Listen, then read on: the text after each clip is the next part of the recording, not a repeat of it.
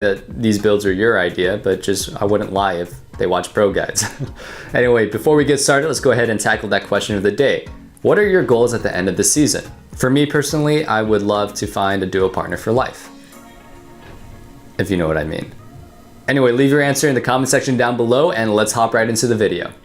For our very first build, we've got another melee champion taking advantage of the buffs to Blade of the Ruined King. Kled is going to be joining the lineup, and it makes sense too. His W provides him with an immense burst of attack speed, meaning that he can activate the item's passive multiple times within a short frame of time. On top of this, Kled's high kill pressure benefits heavily from movement speed that he's able to nab from his opponents. This can even be helpful when Kled is dismounted. Sometimes Kled needs to desperately stay within attack range of his opponents so that he's able to get that last bit of courage to remount. And just like Kled, maybe we can all use a little bit of courage. But unlike Kled, we don't have Blade of the Ruined King, because that active can help him catch up to his foes and smack them a couple more times. Overall, it's a pretty versatile addition to Kled's already aggressive kit.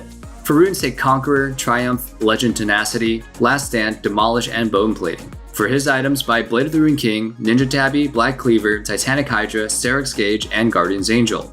You can rush Blade if you're able to do so without putting yourself in danger. The sustain from an early Vamp Scepter is definitely very nice. Otherwise, build it after you finish a Black Cleaver.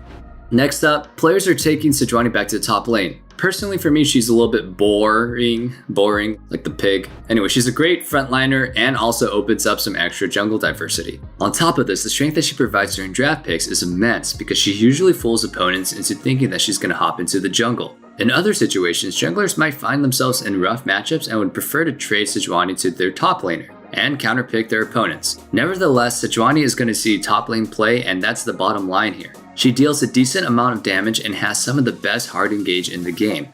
For her runes, run Grasp, Demolish, Bone Plating, Unflinching, Biscuit Delivery, and Time Warp Tonic. You'll usually start with a Corrupting Potion for the mana and trading power it provides. This will allow you to make use of Time Warp Tonic as well. If you prefer to take Doran's Shield in certain matchups, swap out Time Warp Tonic for either Perfect Timing, Magical Footwear, or Cosmic Insight. For items, build Ninja Tabby, Sunfire Cape, Iceborne Gauntlet, Abyssal Mask, Warmogs, and Gargoyle Stoneplate. The combination of Iceborne Gauntlet, Abyssal Mask, and Warmog's armor provides 40% cooldown reduction, which is going to allow you to use your ultimate much more often and also have better team fights. Our next build is one on Jax. Players are stacking Black Cleaver on top of Trinity Force on him as well. If you watch our other videos, you'll know that this build is used on a similar champion, Aurelia. The advantage you gain from building these two items together is that you quickly hit 40% CDR as well as receive a variety of useful stat bonuses. Since Conqueror no longer provides true damage, the armor shred is also very valuable against tankier champions. 40% CDR on Jax is ridiculously powerful, by the way. It'll allow him to chase opponents down, use his W more often, also have his counter-strike off cooldown much more quickly. In every single way, this makes Jax a more oppressive pick than he otherwise would be. For runes, take Conqueror, Triumph, Legend Alacrity, Coup de Grace, Biscuit Delivery, and Time Warp Tonic. For items, you want to get Trinity Force, Black Cleaver, Ninja Tabby, Blade of the Ruined King, Death Stance, and a Guardian's Angel. Death Stance should come after the former three items because most games won't get to the point where you'll end up with 4 completed items. The big spike is having Trinity Force and Black Cleaver together, and most of the time, games will end shortly after. The cooldown reduction from Death Stance ends up adding on top of the already existing 40%, meaning that it won't do anything. However, it's still a valuable item because it provides extra tankiness, teamfight presence, and 1v1 power. Alright, that's it for our top lane picks. Here's a recap of those builds on the screen for you guys, and save them or pause the video if you want to check them out one more time. Now, let's head down to the jungle. Now, a bunch of new junglers have joined the pool, and Brand is starting to slowly pick things up. He's still not doing too hot. In fact, he's still far from a fire pick at the moment. However, this is largely due to the fact that he's new to the jungle and players are still trying to figure him out. Brand has a great jungle clear, provides insane damage, and has decent crowd control. As players put in more time and take him more seriously, his win rate is bound to improve.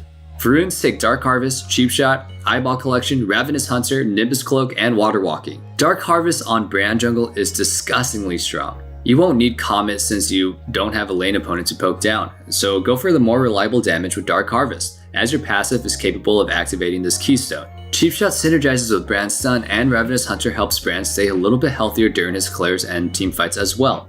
For his items, build Runic Geckos, Sorcerer Shoes, Leandries, Rallies, Rabadon's Death Cap, and a Void Staff. Next up is Death Stance Lee Sin. As a tankier bruiser champion, it only makes sense that players have finally started picking up this item on him. Dignitas's Grig has been building his item pretty recently as well, showing that it's pretty highly valued by high elo players as well. For runes, take Conqueror, Triumph, Legend Tenacity, Last Stand, Magical Footwear, and Cosmic Insight. For items, build Warrior, Ninja Tabby, Black Cleaver, Death Stance, Steric's Gauge, and Lord Dominic's Regards. When necessary, you want to build an early Executioners. Since you already have a Black Cleaver, an early Last Whisper isn't required. With Conqueror, Death Stance, and Lee Sin's built-in sustain from his W, this build allows Lee Sin to stay in fights much longer. Once he dives in, especially if he's against an isolated target, it's going to be much harder for his opponents to take him out. At times when Lee Sin barely manages to escape, he's also able to self-cast a shield to survive the last bits of bleed damage from Death Stance. Since his other items provide a ton of health anyway, the resistances from Death Stance help round out his build as well. Our next jungle build is a very similar one actually with Graves. He too is also taking advantage of Death Stance, but in conjunction with another rune, Conditioning. Conditioning provides some extra resists, and when stacked with Death Stance, makes for a beefy marksman. If you forgot about Graves' E, well, then you goofed. This build makes Graves incredibly tanky at the cost of losing no damage. He's able to build a ton of damage items and hard carry fights while also being practically unkillable. For runes, run Conqueror, Triumph, Alacrity, Coup de Grace, Conditioning, and Revitalize. For items, take Warrior, Ninja Tabby, Death Stance, Phantom Dancer, Infinity Edge, and Black Cleaver. With Conqueror stacked and Death Stance built, a single crit item can provide Graves with an immense amount of healing. He's able to jump into the fray and continue to stay alive as long as he's able to deal damage throughout the fight. This also means that it's incredibly hard to beat him in 1v1s. Divers that are trying to one-shot Graves are going to be like me when I realize that my birthday is during this lockdown and I can't celebrate it. Not happy when they realize that they can't one-shot him and that he is too tanky and he'll heal back practically all the damage dealt to him. Check out those builds one more time on the screen. While we normally would head to the mid lane, there haven't been too many builds worth discussing this patch, so we're going to skip right into the bottom lane. With buffs to Kai'Sa on patch 10.5, itemization has opened up quite a bit. Right now, a lot of players such as Sneaky and Griffin's Viper, just differentiating him from NA's Viper guys, have been using this build here and there. The runes are quite standard, so let's start off by talking about the items. You'll build Muramana, Berserker Greaves, Luden's Echo or Essence Reaver, Nashor's Tooth, Ginsu's Rageblade, and Morel Anomicon. Overall, the whole point of this build is to rush 40% CDR. With the changes to Kai'Sa's W, it's extremely rewarding to spam it off cooldown. Also, these items will still allow her to obtain all of her upgrades. The Luden's Echo variant from this build is much more popular, but if your team needs more physical damage, you can opt out for Essence Reaver and change items out here and there as needed. By combining a 20% CDR Nashor's Tooth with another reduction item, you're able to max out your cooldown reduction very early on into the game. For runes, you want to run Press the Attack or Fleet Footwork, Triumph, Legend Bloodline, Cut Down, Gathering Storm, and finally a Nimbus Cloak. While we didn't have any mid lane builds, we do have a mid lane champion in the bottom lane. Anivia is also seeing more play in the bot lane. Definitely doesn't hurt to have some more variety and also open up some more AP bot laners, though I'm not extremely happy about this one. Anivia's scales pretty well too, so she fits in the bot lane archetype pretty well. Overall, there aren't very many differences from mid and Anivia, but it's worth noting that you should consider running attack speed instead of adaptive force as your offensive rune. The bonus attack speed will make last hitting easier and will allow Anivia to contest early pushes much better. She ends up with plenty of AP into the later game anyway, so it's more important to manage waves and pick up early farm. For runes, run Electrocute, Cheap Shot, Eyeball Collection, Relentless Hunter, Presence of Mind, and Legend Tenacity. For items, build Rod of Ages, Mercury Treads, Leandri's Torment, Zanya's Hourglass, Void Staff, and Rabadon's Death Cap. Alright, that covers our bot lane, so let's wrap it all up with supports. However, before we do that, we're going to throw these builds on the screen one more time for you guys. Time for a Chad support pick with Alistar. Some pros are really milking a more aggressive approach with Alistar, building Shirelias as well as Righteous Glory on him, though you can't milk those. This build is much more focused on hard engaging and high tempo gameplay. Overall, you're able to easily engage onto the enemy team during mid to late game. Sometimes it can be pretty difficult to get in, especially when your flash is off cooldown with Alistar. However, this build provides all the tools necessary to get around this. For items, build Bulwark of the Mountain, Boots of Swiftness, Righteous Glory, Shirelia's Reverie, Knight's Vow, and Gargoyle Stoneplate.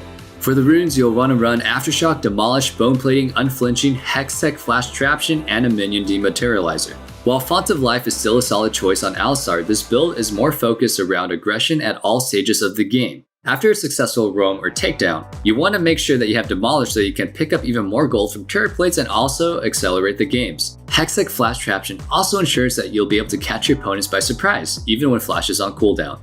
The final support build that we want to tell you guys about is Seth's support. He's really starting to gain traction and has over 10,000 games played this patch. Though sure, it's not a huge amount of games, but it's enough to make him worth mentioning, since he's usually seen as a top or a jungler. Seth's high damage output, tankiness, and crowd control makes him a pretty decent support when played against other melee champions. As a support, he'll still have to sacrifice some damage, but he'll still do quite a lot of it, especially considering the fact that he's a support. For runes, take Aftershock, Shield Bash, Second Wind, Overgrowth, Triumph, and Legend Tenacity. Aftershock minimizes the damage Seth takes during trades, so make sure that you're playing around this cooldown. Use Aftershock to eat some initial damage, and end trades with his W for extra shield and burst it provides. For items, build Pauldrons of White Rock, Ninja Tabby, Deadman's Plate, Gargoyle Stone Plate, Knight's Vow, and Locket of the Iron Solari. One more time for you guys, we're going to be posting those builds on the screen one more time. Thank you guys so much for watching this video. Make sure you like, comment, and subscribe to see more content such as this one. If you want to climb the ladder this season, check out proguides.com to get yourself a challenger coach today. Also, make sure you check out our live stream if you want to get more connected to the ProGuides community. Now with that all being said, I'll see you guys on the Rift and in the comment section down below.